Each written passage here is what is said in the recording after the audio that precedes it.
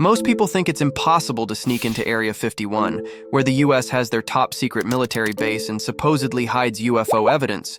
But a man named Jerry Freeman became the only person to have ever publicly snuck into Area 51 using a strategy that outsmarted the US military. Jerry Freeman began his 100-mile round-trip trek into Area 51 in April 1997, starting late into the night around Beatty, Nevada, where he would head northeast into the restricted Area 51 land. Jerry's mission for the journey was to find evidence of the long-lost 49ers, who trekked across America in search of gold in the 19th century. Many of the 49ers' last known location was in the restricted Area 51 land, and no archaeologists were ever given permission to enter the land even for research purposes. So Jerry was determined to be the first. Jerry crossed over into the restricted area in the middle of the night with only binoculars, a butane stove, enough water and food for a couple of days, and a cellular phone that he used to make coded calls to his family and friends who were aware of his journey.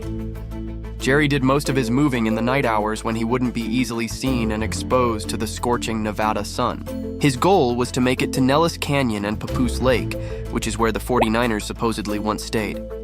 But Papoose Lake is also where UFO researchers believe the US has an underground bunker where scientists are actively trying to reverse engineer a crashed UFO. Jerry was hiding behind cactuses and also sheltering in massive craters that were formed from testing nuclear explosions.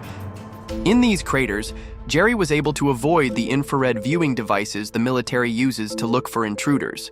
As Jerry started getting closer to the lake, he started noticing things that were getting stranger and stranger, like vibrations in the ground where he was walking, and also a massive ship that lay in the desert sand. But it wasn't until he got to the top of Cockeyed Ridge, looking down onto Papoose Lake, that Jerry noticed something completely unexpected from what all those maps previously showed.